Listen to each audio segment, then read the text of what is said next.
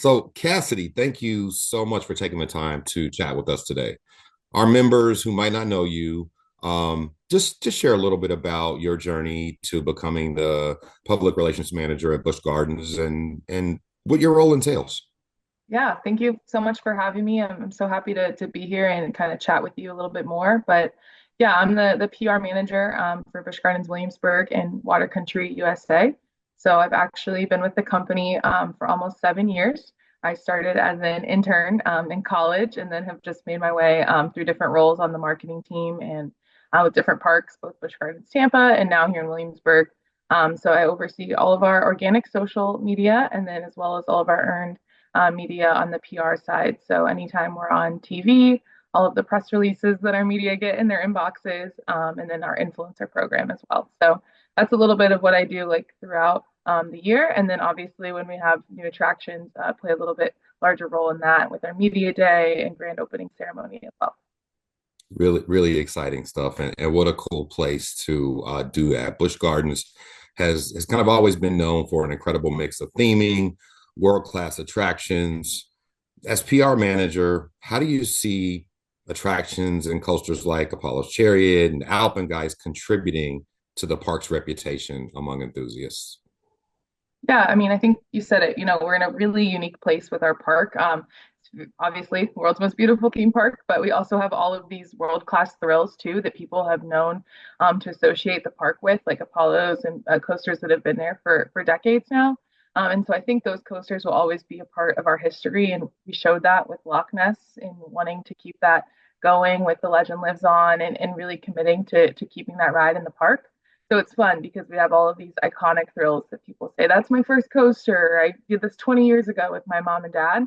And then we're also in this new kind of era of thrills too with Pantheon and Dark Coaster and now our new coaster next year where we're really committing to the family friendly side, to the big, Pantheon launch coaster, big thrills, but we're really just kind of embracing both the new and like our classic coasters as well. Awesome. And what a heritage of classic coasters. And so many people have those memories of some of those coasters being their first coaster. Kind of perfect segue into the next thing that I wanted to poke around about. You guys just announced Big Bad Wolf, The Wolf's Revenge. So harkening back to days gone by, which is, I mean, it's set to be a really exciting addition to the park. You talked about it. Family thrill coasters are big. It allows, coaster enthusiasts to enjoy the experience as much as some of our smaller guests who maybe have missed out on some of those thrills in the past. So, could you share more about this new attraction and what might make it stand out in a lineup of awesome coasters that you have there? Yeah, definitely. I think what I'm personally most excited for is just the theming aspect and element. You're going to see theming not only while you're on the ride and throughout the ride experience, but that whole area. So for those that aren't familiar, it's going to be in the Oktoberfest area of the park. So kind of back behind Fest House. If you've been to our Howl Scream event, you've definitely been in that area of the park before. But it's really just going to be a fun, immersive experience from the time you walk into that area. You're going through the queue area and then loading into the ride and then that ride experience. So I think that's going to be really unique and it's just something that Busch Gardens has with Revolton and Dark Coaster and other areas throughout the park where we really just try to take theming to another level. And then, like you mentioned as well, it's just a great thrill for families to conquer together, especially families and moms and dads who grew up riding the original Big Bad Wolf. Well, it's a different ride experience, different area of the park. There's definitely elements of that storyline and that kind of legendary wolf character that's going to be back in this ride too. Absolutely. So to stay in that space, us coaster enthusiasts, the entire roller coaster community is incredibly passionate, and Busch Gardens has a strong fan base. What do you guys do as the PR leader there? What do you guys do to engage special groups like coaster enthusiasts in a meaningful way? I mean, is it through special events? Are there new experiences that they may be able to take advantage of as guests of the park? Talk to me about that. Yeah, I think the funny thing we talk about with social and our fans and things like that is like we have all these fan pages, whether it's Facebook or other fan groups where people talk about the parks. And I think sometimes people don't realize how many people are watching that. And so we really do listen to what our fans have to say in that, whether that's speaking a food and beverage experience or providing feedback on a show. We really try to embrace that. And then just some fun ways that we engage with our fans. There's some new tours we've created around National Roller Coaster Day the past couple of years. So really letting fans go behind the scenes or talking with our park president or a D&E VP and just giving them an inside look at whatever attraction we're building because we know our fans are excited about that and loyal about that. And then also specifically for our members, just kind of creating immersive experiences like a hot chocolate and cookie hour with our park president. And he's very passionate about, being present for guests and interacting with them in the park. So I think that's something that we just try to embrace, whether it's with fans or a media event, just kind of all aspects of making ourselves approachable and available to our fans. Awesome. So we know a lot goes into managing the park every day, specifically when you guys are launching a new ride or updating an area or any of those kind of advancements that come along the way. Um, Specifically when promoting a new coaster or attraction like Big Bad Wolf, The Wolf's Revenge, what are some of the key elements that you focus on to appeal to thrill seekers, families, and kind of balance the excitement, the energy with the safety and how it fits into a family's experience? Yeah, so we kind of start talking about our new attraction months ahead of when we announce it to the public. So we first announced the 2025 Big Bad Wolf attraction in September, but all summer we've kind of been talking about it with our team. So working with our corporate engineering team to kind of determine what that ride is going to be, and then any type of theming or direction. In this case, we knew we wanted to pay homage to the Big Bad Wolf and incorporate that into the ride. And so from there, just developing whether that's the name, again, working with our corporate design team for the logo and that brand DNA. And then on my side, really just kind of working on the storyline and helping make that in a guest facing way that people will understand. So whether that's marketing copy or just working on our press release and descriptors for that. And then one thing that I get to be a part of is our social teaser campaign. So we've done things with the bell tower, with Loch Ness. We did a really fun like adventure Loch Ness discovery segment too. And so just really developing those, creating the storyline, and then getting to help with the production and the shooting of those too. So that's all before we even announce the ride. So then once we get to that announcement, just building up the anticipation, working on more teaser campaigns, inviting our media out for a hard hat tour. The past couple of years, we've opened like preview centers or look back centers that really kind of focus on the theming and the storyline of the ride to help give our guests an inside look as well. So those are just all some of the ways that we kind of help develop the attraction before it even opens. And then once we get closer to that opening day, we're working on that media day. So inviting riders to come fill our trains of those enthusiasts and those passionate coaster fans for our media guests. And then also working on that opening ceremony. So their ribbon cutting, special effects, what's going into that, and just working with all of our park teams to pull that off. Absolutely.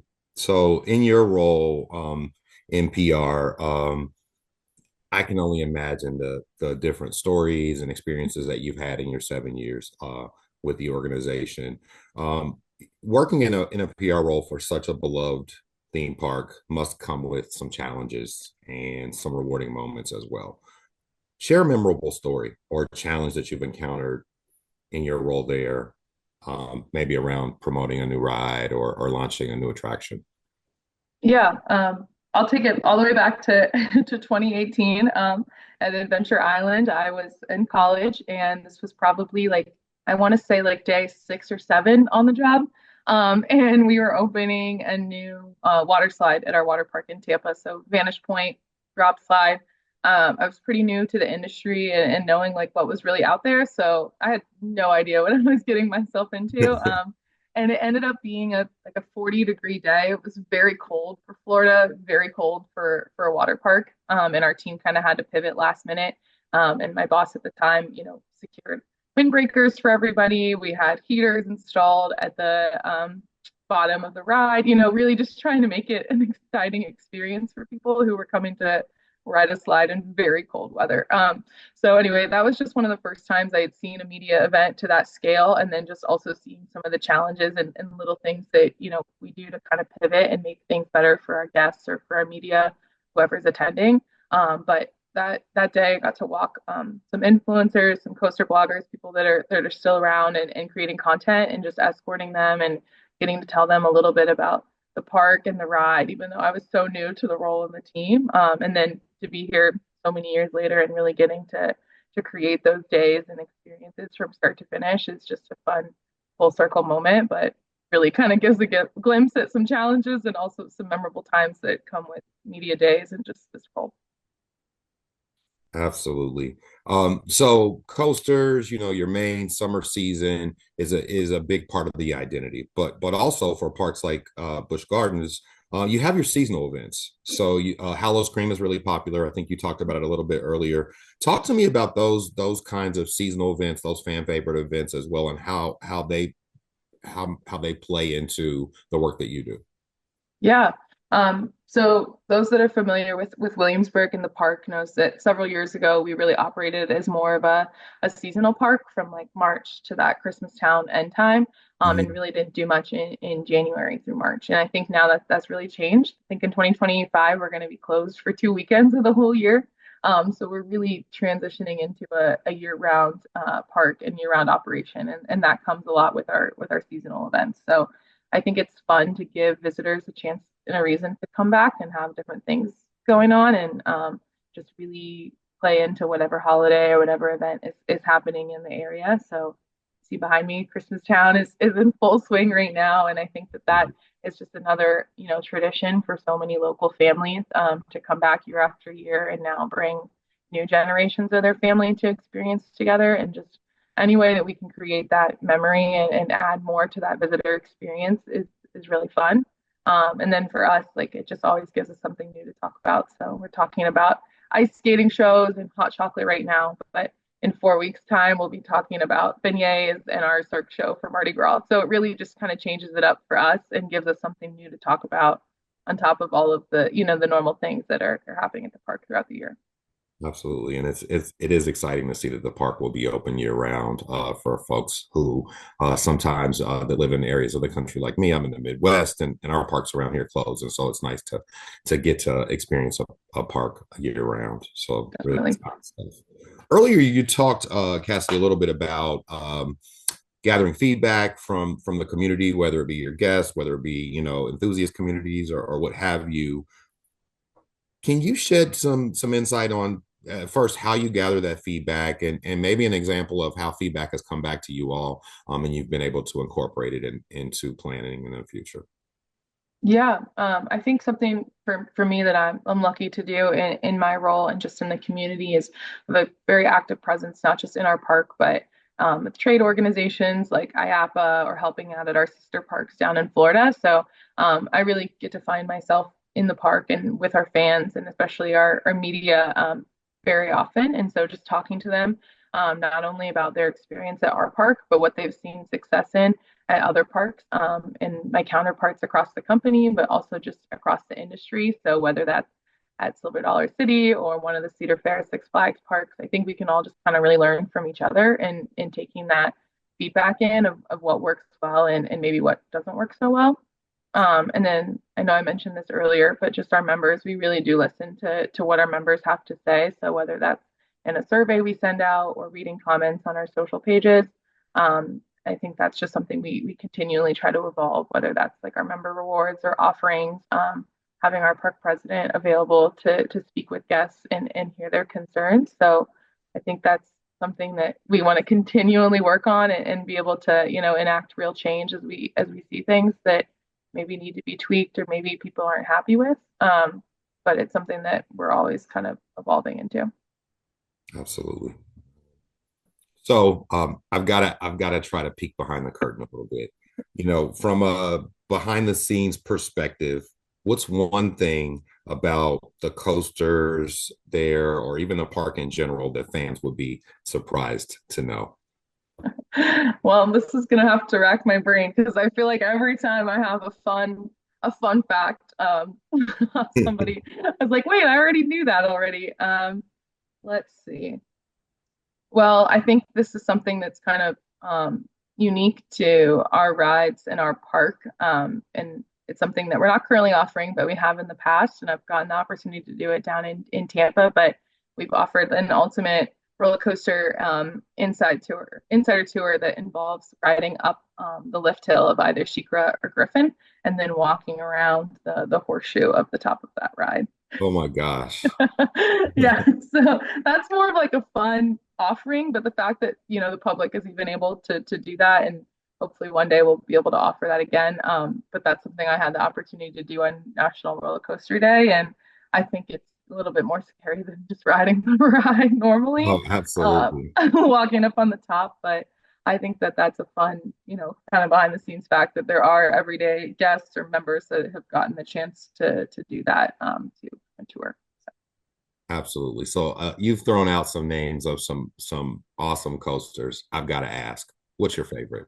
What's your top coaster and why? All right. Well, I have to be biased and give a Williamsburg answer, I feel like, but my counterparts at Tampa might be a little upset with me. But I think I just have to go with Verbolten. I think it's really fun when we can have such a immersive like theming experience for our rides, and not all of our coasters are like that. So it's super fun. And then just I love taking family on the ride, and they don't know what's going to happen with the drop track. So that's a Yeah. super fun experience I've got to have with my aunts and other family members, of them just not knowing what was going to happen on that ride. So I think that's my favorite. That's fun, and it's nice to keep that secret and watch for their response. Yeah, sorry, I should have added a spoiler alert in there. So from a career perspective, it sounds like you've had a really interesting journey. You've had an opportunity to work at a couple of parks and really started this small from an internship. So for folks who may be interested in pursuing a career in PR or specifically in the amusement park industry, do you have any advice on how one might break into the industry or even make a career change and dive into the industry from another?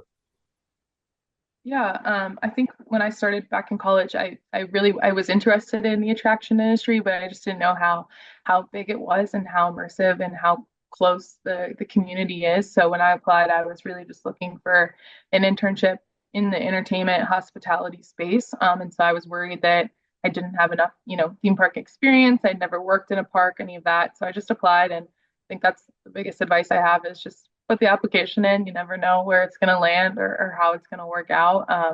And just been able to take every opportunity that's come my way. And that involved moving from Florida to Williamsburg and taking that risk. But I think just being able to do that and grow within the company has done wonders for me personally and professionally. So I think that's my biggest advice is to just kind of take the risk. Don't be afraid to put your name out there, or if you're looking to shift industries. We're not always hiring people that are only worked in theme parks. It's nice to have people who have fresh ideas and are coming to the space in a new realm and new light. So I think that's a good way to approach things. And then also if you're a young professional or a student really looking to get into the industry, I always recommend the IAPA Show Ambassador program. It's been a huge part of my life for 6 years now, and basically it's just an opportunity for over 40 young professionals to come on site during the week of the IAPA Expo in Orlando and just help volunteer to run the logistics of the show. So you'll be working education sessions or you're down on the show floor greeting guests. It's just a really great experience to learn more about the industry, grow your guest service, and just get some experience on your resume that's directly related to the industry. So I always encourage people to apply for that too. Absolutely. So we know from talking to you today, we've heard a lot about the evolution for the park and all the cool things that you guys have done recently, whether it be some of the new additions like Pantheon a few years ago, or even the newest addition, Big Bad Wolf, The Wolf's Revenge. What's in the future? What can we expect in the course of the next few years? I mean, will there be an expansion of the park? Do we expect more big rides, more immersive experiences? What do you think is the future for the park? Yeah. Well, the PR person is me is saying, I can't say much, but I think, we're just really looking forward to what's next. We're celebrating the park's 50th anniversary in 2025. So we have some really fun things in store for that.